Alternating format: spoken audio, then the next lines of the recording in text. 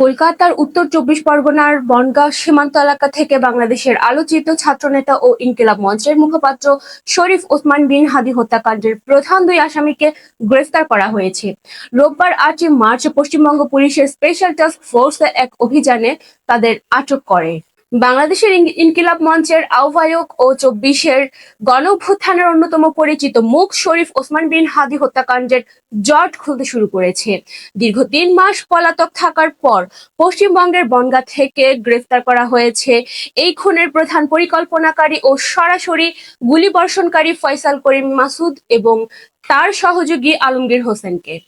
পশ্চিমবঙ্গ পুলিশের special task force STF জানিয়েছে, শনিবার 7 মার্চ দিবাগত গভীর রাতে গোপন সংবাদের ভিত্তিতে উত্তর চব্বিশ পরগনা জেলার বনগাঁ এলাকায় অভিযান চালানো হয়।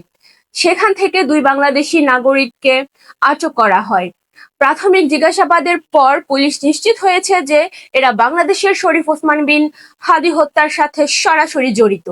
চলুন জেনে নেই ধৃত আসামিদের পরিচয়। ফয়সাল করিম মাসুদ, বয়স 37, ডাকনাম রাহুল, বাড়ি পটুয়াখালী জেলায়। তিনি হাদিকে সরাসরি গুলি করিয়েছিলেন বলে সিসিটিভি ফুটেজে শনাক্ত করা হয়েছে। তার মাথার উপর 50 লাখ টাকার পুরস্কার ঘোষণা করেছিল বাংলাদেশ সরকার। আলমগীর হোসেন, বয়স 34, বাড়ি ঢাকায়।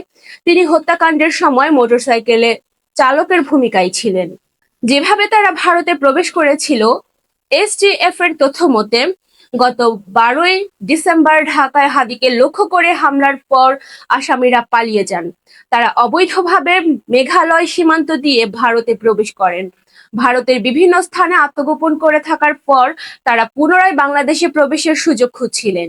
সেই উদ্দেশ্যেই তারা বনগাঁ সীমান্ত এলাকায় আশ্রয় নিয়েছিলেন এবং সেখান থেকে এসটিএফ এর জালে ধরা পড়েন।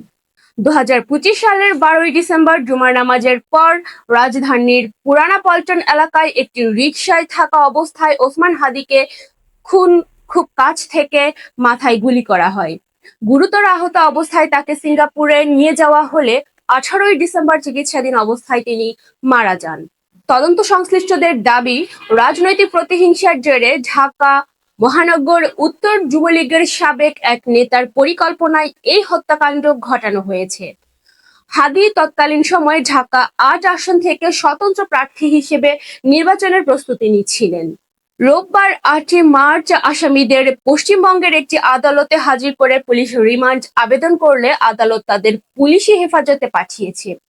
এদিকে বাংলাদেশের পররাষ্ট্র প্রতিমন্ত্রী শামা ওবায়দ ইসলাম জানিয়েছেন, আসামিদের ফিরিয়ে আনতে ইতোমধ্যে কূটনৈতিক তৎপরতা শুরু হয়েছে। বন্দি বিনিময় চুক্তির মাধ্যমে তাদের দ্রুত দেশে ফিরিয়ে এনে বিচারের মুখোমুখি করা হবে।